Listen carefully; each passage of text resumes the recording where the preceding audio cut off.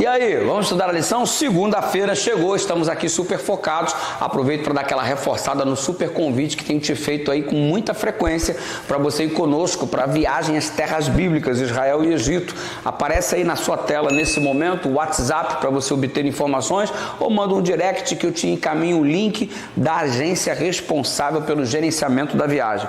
Estamos juntos hoje para estudarmos a palavra se fez carne. Tomamos ainda como ponto de partida o que já temos utilizado há alguns dias. Desde sábado estamos em João, capítulo 1, do verso 1 ao 3, e hoje vamos dar um upgrade, dando um pulinho lá no verso 14 também. Você observa que Jesus é declarado como aquele que se fez carne. O verbo, o logos, já falamos sobre isso, o logos, no princípio era o verbo estava com Deus, né? E o verbo era Deus. Aí o verso seguinte dá-nos um entendimento de que ele era o Criador, por meio dele tudo se fez, e aí você percebe a declaração que ele se fez carne e habitou entre nós. Bom, quando o evangelista João fez essas declarações inspiradas, movido da parte de Deus pelo Espírito Santo, você percebe que ele escreve isso daqui em uma época onde os ensinos de Platão dividiam a realidade em dois domínios. Isso mesmo, na época que João escreveu, várias correntes filosóficas estavam circulando no universo do conhecimento, e o termo logos, por exemplo, era usado para se referir à estrutura racional do universo, a própria ideia de lógica e razão. Enquanto João estava falando que o logos, a palavra, era Deus, Jesus Cristo, que se fez carne e habitou entre nós, no conceito acadêmico vigente da época, o que circulava em termos de conhecimento é que o logos significa a parte racional do universo, a própria ideia de lógica e razão.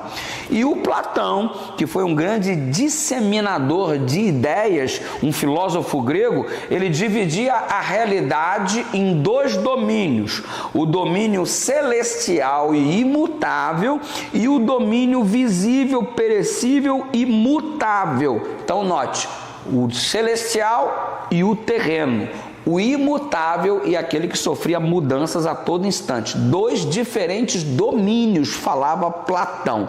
Agora, algumas filosofias indicavam o logos como um intermediário abstrato entre as formas eternas e as formas perecíveis. Esse era o conceito usual do logos. João utiliza o logos para caracterizar Jesus. O logos é uma pessoa. O logos se chama Jesus Cristo. Capítulo 1, versículo 14 do Evangelho de São João.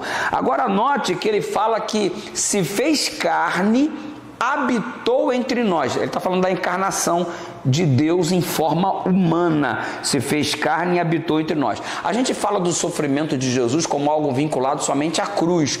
Pensar no sofrimento de Jesus é pensar na cruz. Mas você já parou para pensar o que significou para ele deixar a forma divina e tomar posse de um corpo humano para estar habitando entre nós?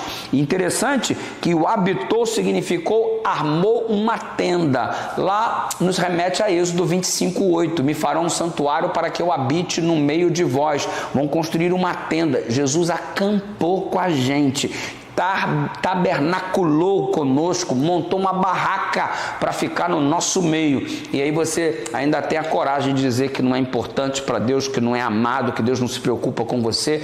Ele veio morar em nosso meio, se fez homem, habitou entre nós, só para te transmitir uma mensagem do quanto você é importante. Levanta essa sua cabeça, que a voz que te disse que você não vale nada não é a voz de Deus. Você vale muito, ao ponto do Filho de Deus se tornar homem e vir aqui morrer por nós. Pensa nisso. Você é o alvo principal do amor de Deus. Que bênção, né? Ora comigo, Pai querido. Muito obrigado por sermos tão importantes para o Senhor, ao ponto de sermos chamados teus filhos, criados à tua imagem e tua semelhança, em nome de Jesus.